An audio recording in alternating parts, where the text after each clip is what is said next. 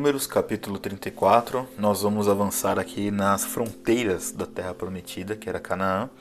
Você vê como o Senhor sempre foi organizado nas coisas, que ele diz o seguinte, né? O Senhor fala para Moisés, ó, ordena aos filhos de Israel, quando eles entrarem na terra de Canaã, né, na terra prometida, vocês vão ter tais limites e tais fronteiras nessa terra. Porque até então a promessa dizia o seguinte, que toda a terra de Canaã era do povo de Israel, ok, mas havia uma divisão de tribos, que a gente já discutiu aqui um pouquinho. Então haviam fronteiras, havia limite, né? A terra toda não é o mundo todo, né? Então está muito claro que até neste nível de organização, Deus estava ali orientando ao povo, né? Então havia ali o sorteio das terras, mas tinham algumas delimitações que se faziam necessárias. Então, por exemplo, a fronteira lá do sul, né, da Terra Prometida, ela vai do extremo sul do Mar Morto, né, ou Mar Salgado, como é conhecido hoje, né? Vai ali ao sul de Cades Barneia, até a costa do Mediterrâneo, né, que é a oeste de Gaza, né, o Ribeiro do Egito. Nós temos a fronteira oeste, que é o Mediterrâneo, vai até o Mediterrâneo. A fronteira do norte, ela vai do Mediterrâneo até o norte de Biblos, que tem talvez um oásis aí na beira do leste de Zedade.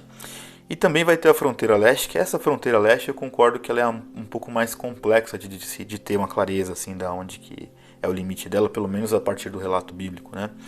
Porque assim, aparentemente ela vai, né, do sul aquele sul dos desertos, aquele longo limite do sul do deserto, e tem uma limitação ali em direção ao oeste do Mar da Galileia, por isso que eu digo que ela é um pouco complexo, né? Eu só estou comentando isso para que vocês tenham uma ideia que Deus ele tem inclusive as coordenadas de limite e desta terra a qual ele deu, ou seja, organização. E tudo sempre esteve no controle de Deus, tudo, tá?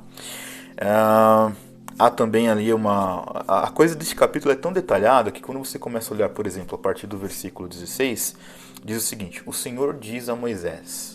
Começa assim, né? E aí, versículo 17: são estes os nomes dos homens que vão repartir a terra por vocês por herança. Deus deu até o nome dos homens que deveriam fazer essa divisão dessas terras.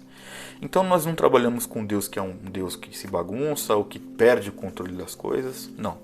É um Deus que nos dá orientações claras e precisas. E nesta divisão aqui, e é até muito bom que o Senhor, falando com Moisés, deixa muito claro: olha, vocês vão ter tais limites, o limite seu vai até tal lugar, o limite vai até tal lugar da parte norte, da parte leste, parte oeste. Quer dizer, Deus ele orientava o povo exatamente como ele estava vendo, e mais ainda, ele vira para Moisés: ó, estas são as pessoas que vão fazer essa coisa acontecer. Fulano, fulano, fulano, fulano. Deus dava o nome e o povo executava aquilo que tinha que ser feito, né? Ou seja, Deus nunca esteve longe do controle desta humanidade. Nunca.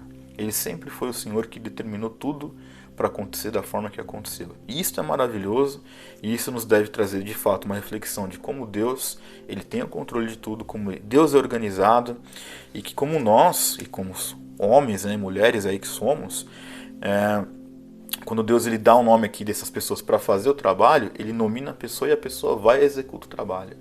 Então o Senhor nos conhece pelo nosso nome. Obviamente que ele nos deu algum tipo de trabalho para fazer, e esta sim é a nossa reflexão para este capítulo.